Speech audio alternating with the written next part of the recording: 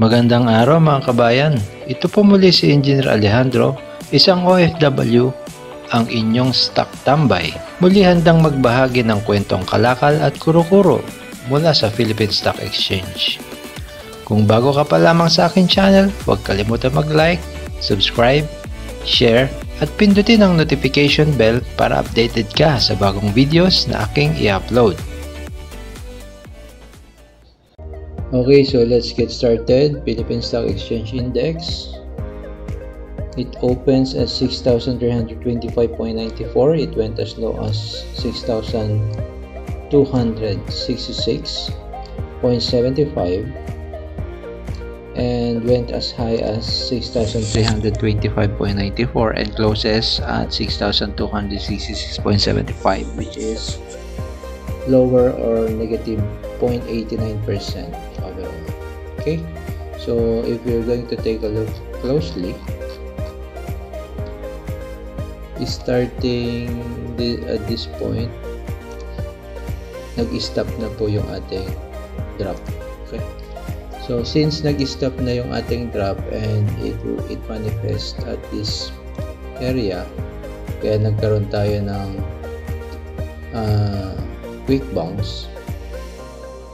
However, at this point, hindi niya kinaya yung kanyang previous resistance. So, nag-bounce ulit, or meaning nauntog dito sa point na to. Nagkaroon ng selling. However, merong formation ng higher low. Higher low yan. So, yung higher low na yan, dito na natin pwedeng kuhanin in a short range. Okay, shorter range.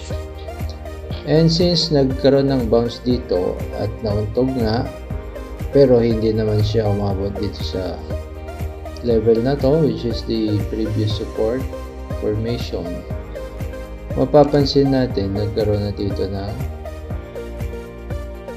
higher low, and this higher low ang nagbuo ng sideways movement. Okay, so at this sideways movement is starting March 4, medyo naging bullish na yung formation at this point and continued for the entire week, which is the first week of March. So konting bounce dito, konting untog sa resistance, although bullish yung candle, nagkaroon ng selling. Okay, that's why meron tayong red candle dito. However, nag-prevail naman yung kanyang what is this, March 12, nag-prevail ang buyers at this point, kaya meron tayong green hammer and continued to go back at this area of resistance. So if this holds, most likely pag nag-hold yung area na yan, pwede nating masabi na this is already a start of or established a new support area, and we'll be having a high hopes that at this point nag-form na siya ulit ng higher low.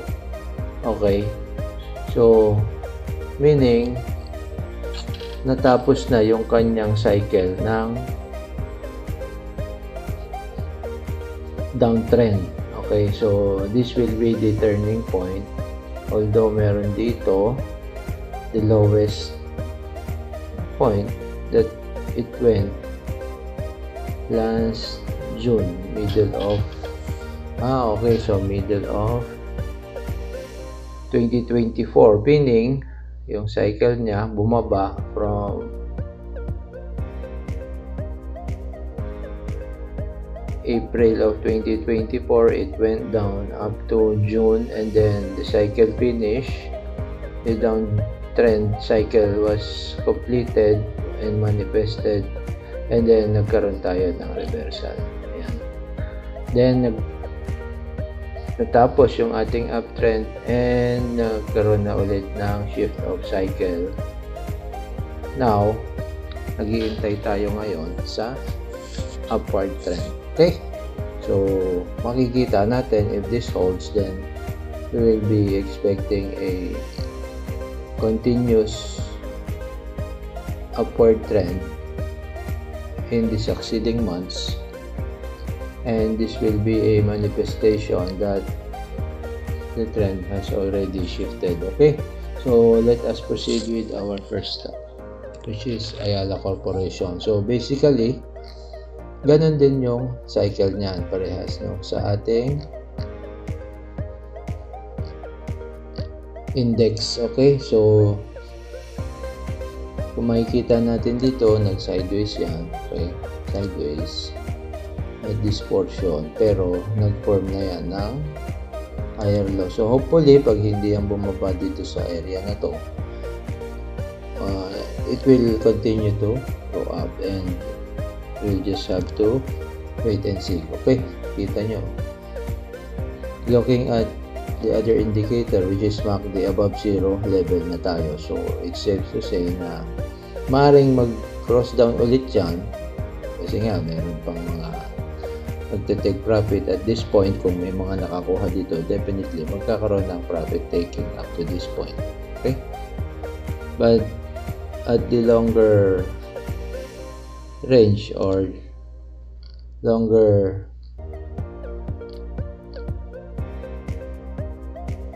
time frame, okay, yung medium term investor, mas importante sa kanila na makita yung pag-shift ng trend so that they can start piling up again on the stocks that, on their favorite stocks that's giving them a profit, no, on a regular cycle and a regular basis. Okay, so yun lang naman ang palaging inaabangan natin dito. Kaya ang palaging panalo dito is yung marunong maghintay. Okay, so matsyempohan mo lang yung cycle and masakya mo ng tama, then you will end up having a profit every end of the year. Okay, so para ka lang din nag-i-invest ng mga fixed rate bonds kung masasakya mo ito ng tama. However, kung mali naman ang pagsakay mo and wrong timing, then definitely kung magne-negative ka. But at the end of the day, if you are a long investor, pag tinignan mo yan, mas lamang ang winning mo kung hindi mo tinatanggal, ano? Okay, kasi may mga dividends payout yung mga yan. Okay, so let's proceed. We are done with Ayala Corporation. We will be expecting to continuously monitor this stock and wait until it reverse upward, so that we can continue enjoying the profit we are going to get from this. Okay, so Ayala Land. Okay, so same din. Nagkaroon ng downward movement until up to this area, and if this is the bottom, then we will just continue monitoring kung kailan siya mag-break dito sa portion na to. I think dito na lang natin ilagay.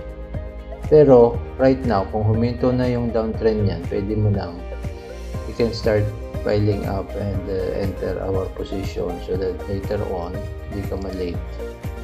Okay, so although when looking at the MACD, nasa baba pa rin tayo, no? Zero level. However, it is already projecting upward. So basically, if this is the bottom, then it's only right to start piling up so that you will be able to enjoy pagka nasa uptrend na yan. Okay, then yung ating moving averages, okay, so it's starting to bend upward. slowly. Kasi ito yung ating death cross. So basically pag nag-bend upward, bago pa dumating ng golden cross yan, umangat na yan or naka-break na yan ng previous resistance around 3 sets ng previous resistance based on experience. Okay, so Ayala Land, yun lang muna. Then let us take a look at BDO. Okay, so BDO continuously going up. In the shorter perspective or shorter term, kita natin dito na most likely nagkaroon na ng stop dito sa area na to. Ayan, sorry. Since nag-bounce na yan, actually continuous lang ang upward trend nito kasi ito yung historical high niya. So titingnan natin kung nakakuha ka dito every bounce or retracement, then profitable ka na in a short term to medium term. Okay, but basically BDO continues yung upward trend niya, and this is the historical high na inabot ng BDO. Looking at the MACD, looking at our MACD in a short term, okay, so above 0 na nga, magbe-bend downward na ulit siya. So yun ang ating BDO. And take a look at the moving average. Definitely nasa ibabaw, sigurado yan, nasa ibabaw na lahat. And golden cross na naman. So we will expect this BDO since malakas yung finance, and baka magkaroon ng rate cuts ulit by next week sa Bangko Sentral. BPS around 25 basis points according to COL. Check na lang natin guys yung yung complete article doon. So nabanggit nila yon by April, I think April or middle of this coming April. Okay, so I guess this will continue to try to attempt to break this level of resistance, and if that is the case, then those holding this BDO in a long term have already gained so much, mga dumoble na yan kasi ang dami ng nito, mga dividend, consistent naman yung dividend niya, may mga special dividend pa yan if I remember it correctly. And one of my friend is holding this stock for a quite some time already, so very profitable siya. Okay, so BDO, let us proceed to the next stock, which is Converge. Ito, bullish to, itong Converge na to, and kung nakakuha ka dito sa level na to, medyo dito nag-start mag-breakout yan. Ayan, around 10 nagkaroon ng breakout yan dito sa level na to, and then another one at this level sa 12, then continuous na yan. So malaki na ang nagain ng nakuha mong profit dito kung nakakuha ka at least dito sa level 10. So almost double, 83%. So basically magiging profitable ka dito kung nakapasok ka doon, and you're still holding a position for this Converge, because in a long term most likely pataas to kasi makyat na yan dati, umabot na yan ng 25 if I'm not mistaken. Is it 25? 48 pala. So napakaswerte ng mga nakapasok dito. And this is actually meron din akong hawak nito. So yung MACD niya definitely nasa positive side niya yan and upward. Ayan. And yung ating moving averages, ayan, bullish na yan, no? Bullish na. Nagkaroon ng sideways dito, medyo matagal, pero kung nagbenta ka dito, pwede ka na pumasok ulit. Kaya lang, the same lang, oh. Anyway, we will continue to monitor, and we are expecting this to continue going up, converge. And I believe the last time na nung mga bago pa lang itong converge na to, ang kanilang target to give dividend is on this year 2025. I don't know if they will be able to do so. Okay, so let us see. Okay, let us move forward to the next stock, which is JFC. Okay, so JFC, ano nangyari sa kanya? Bumagsak siya, guys, no? So meaning, based on this,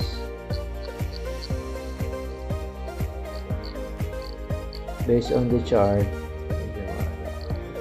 yan, based on the chart, ang sideways siya, highest level niya is 279, pero historical high niya 328. So meaning, kung nag-retrace siya rito up to this level, bumalik siya, higher low pa rin naman yung formation niyan. So sa long term, panalo pa rin yung ating investor na pinaka-paboritong stocks ng mga Pilipino, Jollibee. Okay, so MACD, okay, so pababa na siya, no? So magpapahinga to na for a certain period of time bago to umakyat ulit. Tingnan natin, downward na rin siguro. Ayun, bumaba na. So iwas ka muna kung hindi ka pumapasok dito. Balikan na lang ulit pagka akyat na ulit siya. Okay, so Jollibee, bida-bidang stocks ng ating PSE. Okay, so next is JGS. Ano nangyari sa kanya? Let us see. JGS continuously projecting downward, no? So ito, ang ganda opportunity nito, eh. Pagka madje-tsempohan mo lang talaga. Magandang tsempohan to. Ang baba na niyan kasi historically nasa umabot na 80 plus to. So tingnan natin, guys, oh. Kasi nagpo-form na to ng higher low. So dito, if this is correct, most likely dito siya huminto. Dito siya huminto. Oh. Nag-doji dyan, no? And bounce, retrace ng konti pero higher than the previous bounce niya, no? Okay. So, kapag binrake niya tong level na to, we will expect that this one is already kung masustain niya after ito, dito kasi nag-bounce yan dati pero hindi niya na-sustain, but in the long term, I guess sa sobrang baba na nito, most likely pagka nabasag niya to, malakas na yan. Kaya lang, ang laki na yan. Kung dito ka magsimula, 65% na yan. Pwede mo nang laruin yan in a short to medium term. Huwag na ite-trade kasi short day trading mahirap. Pero medium term pwede yan. So from here up to there, makakapag-antay ka, pwede na yan. Ano?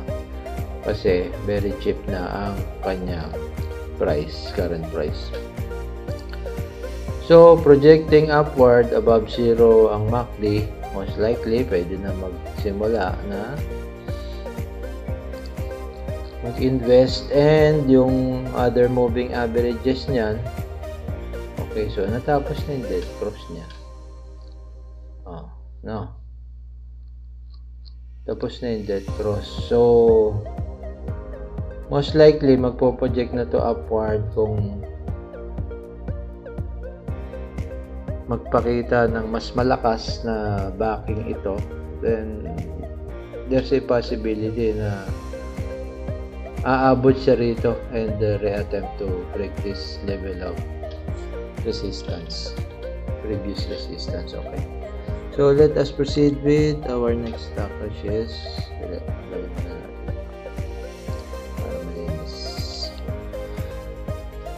GT Cap. Previously maganda ito, kagaya ng Ayala Corporation, but then natapos na ngayon cycle niya, bumaba, and hopefully this is the bottom or the lowest it will go. However, may mga nagbebenta pa rin, so we'll keep on looking and monitoring this until we see the bottom of this trend, no? So once we saw the bottom of this trend, we can start investing or putting position again. Kasi dito previously dito tayo nakakuha niya nasa 570. Take profit tayo dito na. Bumaba na yan eh. So babalik na naman. Okay, so pwede na ulit tayo maglagay ng position pagka nakita na natin ang bottom. So it's already projecting upward yung MACD, however it is still below 0.11. Okay, and moving averages projecting downward, so we will wait and see. Dead cross to eh. So hintayin muna natin guys, ano, naka dead cross pa yan until such time na mag-bend upward, then doon tayo papasok. Okay, so GT Cap, let us move forward to the next one, which is MBT Banking. So most likely maganda rin ito. MBT, ano nangyari sa kanya? Metrobank. So from the look of this, upward pa rin siya. Then short term sideways kasi nag-form ng higher low, lower low. Pero kung titingnan mo yan, sabihin na natin, pwede nating i-assume na nagsa-sideways yan, diba?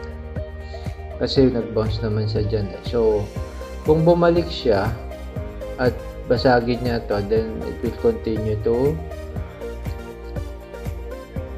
continue its upward trend at the long term. Okay, and let's take a look at its MACD. Above 0 na. So naglalaro na between this positive and negative, above 0.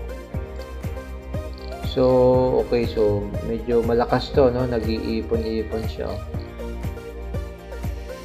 Currently dikit-dikit, so once it break past this level, dito nga sa sinasabi natin consolidation, pag umangat dito yan, continue yan to attempt to break this previous level of resistance sa 82.61. Okay, so let's take a look at the next stock, which is last but not the least, our SMPH. Same with Ayala lang, masyado na mababa ito, no? Although hindi pa rin siya ganun kababa based on historical low niya, pero kagaya ni Ayala lang, most likely nagpo-form na to ng higher low, pero hindi natin pa malaman kung legit siya. So ito yung bottom kung hindi na siya babounce dito, or most likely kung mag-re-attempt siya to break this level at nabasag niya yan, then meron na tayong shift of trend, no? So right now, i-assume natin na kung nag-bottom man siya, ito yung kanyang sideways movement. Okay, yung MACD niya, okay, malapit na 0, naglalaro na sa above and below this 0 level. So most likely may laban na yan, ano? And yung moving averages niya, okay, so maakyat na dun sa iba. Only a matter of time kung medyo malinaw na yung kanyang projection, no? Upward trend, as I've said, mabasag niya to, then we already have a bit of a confirmation of its shift in trend, no? Okay, so I guess we have already discussed all our stocks, the stocks that we keep on monitoring. Ayaw naman natin na sobrang dami natin tinitingnan, ano? Kasi mahirap din. Most likely, mas marami tayo mamimiss pagkagana. The lesser the stocks we are monitoring, the higher the percentage of our winnings, no? Kasi mapapag-aralan natin, mabibigyan natin ng oras yan. Okay, so mas mabigyan ng oras, mas less stress sa isip mo, mas makakapag-decide ka ng maayos. Okay? At yan ang kabuuan ng ating update for this week. Kung kayo mayroong stocks na nais ninyong maisama sa ating susunod na review, ay maaari po kayo magpadala ng mensahe sa aking YouTube channel na OFW Average Trader. Pwede rin pong ipadala ang inyong mensahe sa aking email address na nakalagay sa description box. Maaari din po kayo mag-send ng message sa aking Twitter o kaya ay sa aking Facebook page na Engineer Alejandro Magno. Take the opportunity while it is offered free. There is no secret to success. We just have to keep going and work harder. We will only lose a battle the moment we stop trying and believing. At dyan po nagtatapos ang ating video sa linggong ito. Huwag kalimutan mag-subscribe. Pakilike na din po at i-share na rin ang aking channel sa inyong mga kaibigan, kapamilya o sa iba pa nating kababayan na naghahanap ng passive income. Hanggang dito na lang po at magandang araw sa inyong lahat. Hanggang sa muli mga kabayan. Ciao!